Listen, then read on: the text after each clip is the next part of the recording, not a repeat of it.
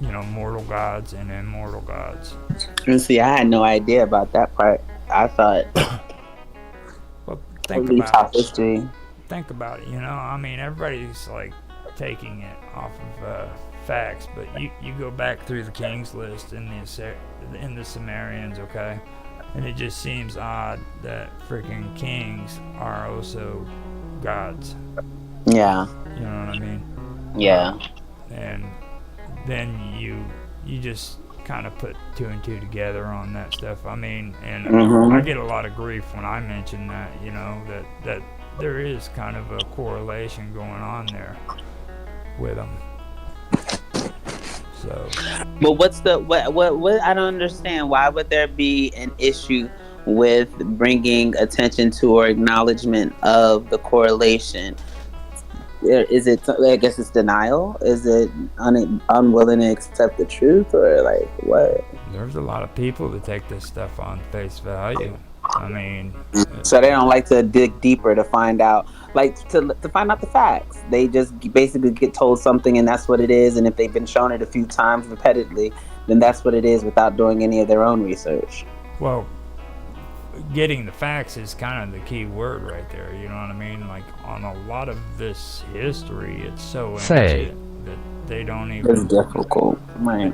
Yeah, I mean they don't have the technology available to them. You know what I mean? That's where the universe comes into play. You can get every single answer from literally connecting to the universe, and that's what I'm always talking about. And people, I know it sounds far-fetched, but like trees have souls. Trees have been here for hundreds of years. If you really sit and connect with self, you can connect with nature, and nature will tell you anything that you seek to know. And if you actually just engage with it, with the belief that you're going to get your answers, you'll hear those answers. Even if you say, hey, if there's some type of mystical or ancient scroll that's missing, and you're looking for this ancient scroll, and you really commit yourself to getting connected and in tune, you'll say okay, and you'll go to the area. Or even if you don't go to the area, you just go outside and you ask nature, and then you'll be guided to where that scroll is. But you have to believe in it. That's one of the biggest things, though. You have to believe in the ability to connect with stuff. Uh, you want me to finish this up because I mean, Hmm. like, listen to this after just saying that, okay? Okay. Okay, he supposes that the dark and windy air, or a breath of dark air, and a muddy, infernal chaos, were infinite in both time and extension. Extension. When that wind, he says, fell in love with its own principles, a conjunction resulted, and that coming together was called desire. Such was the principle of the creation of all things. The wind had no knowledge of what it had produced. From that cohabitation of the wind came Mott.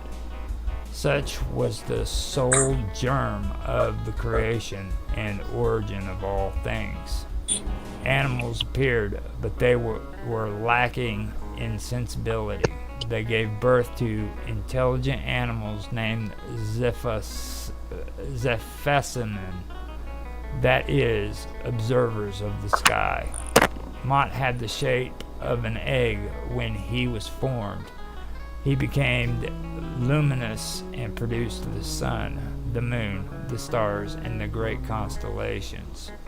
Such is the cosmogony of the Phoenicians, which openly introduces atheism. Next comes the generation of animals, the male and the female, where on the earth and in the sea. No, next comes the generation of animals, the male and the female were on the earth and in the sea. These things, writes Philo, were found in the cosmogony of dissertations of Toatus, supported by the conjunctures and convictions which Sanchuniathon conceived and made known by means of his insight. After speaking of the winds, Notus and Boreas, which were defiled, Philos adds, such were the inventions of religious worship that were in conformity with the weakness and cowardice of their inventors. Now that's kind of where I split with Philos, you know what I'm saying? Because if you listen to the story, he's kind of introducing, he's trying to introduce the one thing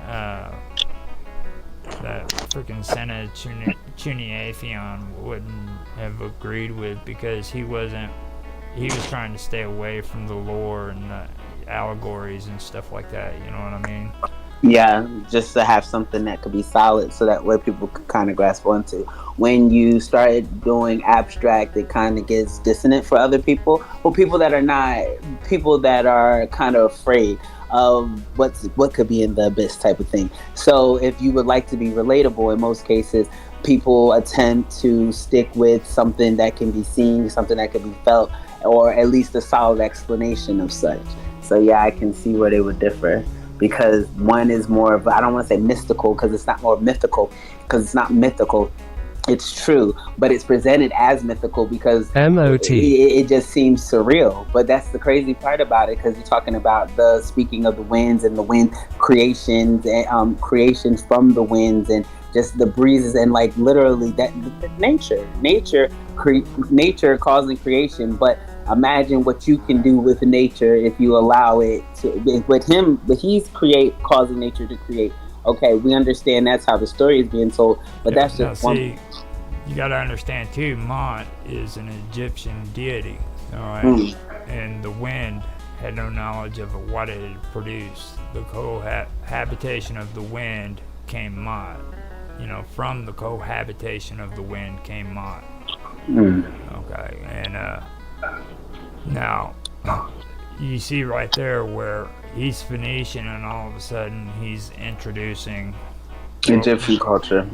Culture, you know what I mean? And really, Mont, I really never took time to notice if it was actual Phoenician, or if it was actual Egyptian, or if it was Alexandrian.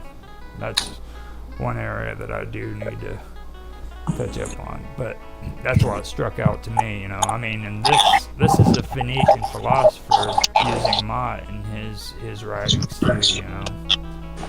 And Mott is thought to come from Egypt, but and see, I thought for sure that Mott was supposed to be female, but I could be I wrong. just thought Egypt completely wrong. Mott was it? It is Canaanite.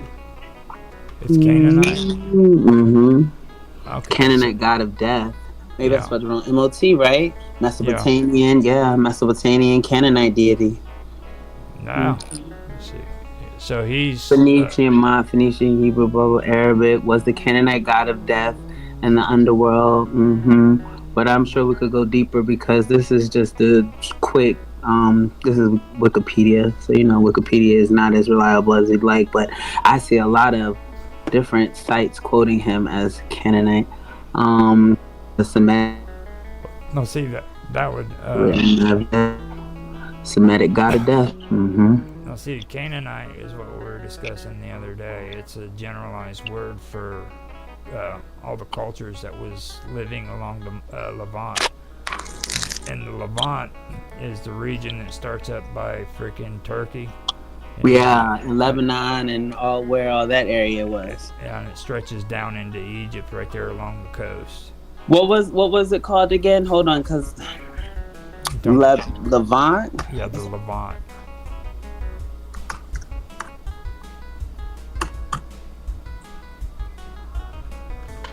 Excuse me.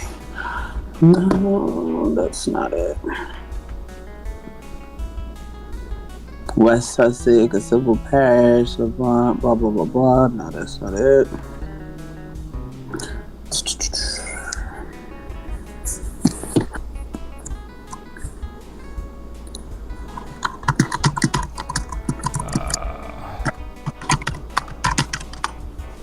Anatolia. Oh, I was spelling it wrong. I found it though. It's Levant, yeah. Yeah, I was spelling region in Asia. That's wild because it's right there. Israel, Iraq. Yeah, okie dokie. All right, I apologize for holding you up. That's fine. Now, according to this, the Levant, it consists of Israel, Lebanon, Syria, Jordan, Palestine. So, within that area, that's where the Canaanites came from. And yeah, Cairo, I see all of that here. Damascus, Mount Sinai, yep. Syria, Damascus. I'm a man. Let me see you. You sound something. There's Jordan. Jordan.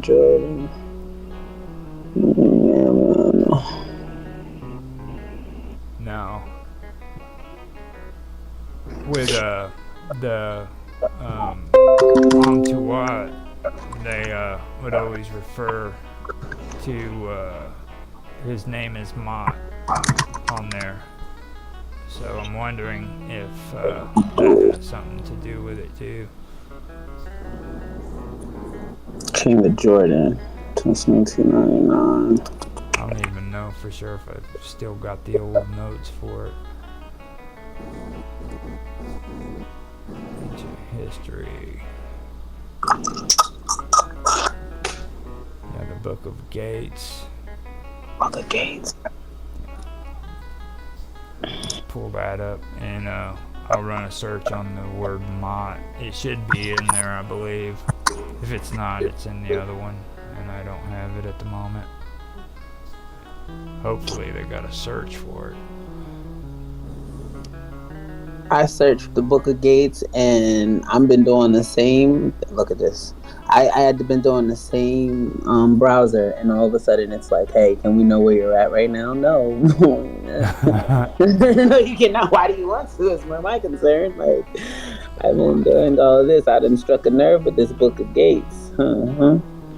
So we've got Mother so far in there. Prince of the Guidebook. I wonder if I can get this on Apple. Yeah, Mott's not in there. Yeah. I thought I heard it in that book, but I could have been wrong. There's only 10 mentions, and they all relate to Mother. But yeah, Mott is where we're at now. I'm off topic. I gotta figure out what the hell I'm talking about. Yeah, so that's Canaanite, and that's what'd you say? Just basically Canaanite. Yeah, that's what it says here. Let me go back to it. I was looking at this Book of Gates and attempting to find it. Let me see if I have my tabs open. It says, oh wow, thank you for being distracting. My Egypt, blah blah blah blah. Yeah, Mesopotamian Canaanite deity was the god. See, and this one says Mot was the god of sterility and the master of all barren places. And then traditionally, Mot and Baal were perpetually engaged in a seasonal struggle. Baal, that's Britannica. Then it says, but see, Wikipedia says that it was the Canaanite god of death, whereas Britannica says Mot was the god of sterility. I say sterility, yeah, because sterile, so I guess that makes sense, sterility. Oh, okay. Now it says Mot was Semitic, death, ancient West Semitic god of the dead, and of all the powers that oppose life and fertility.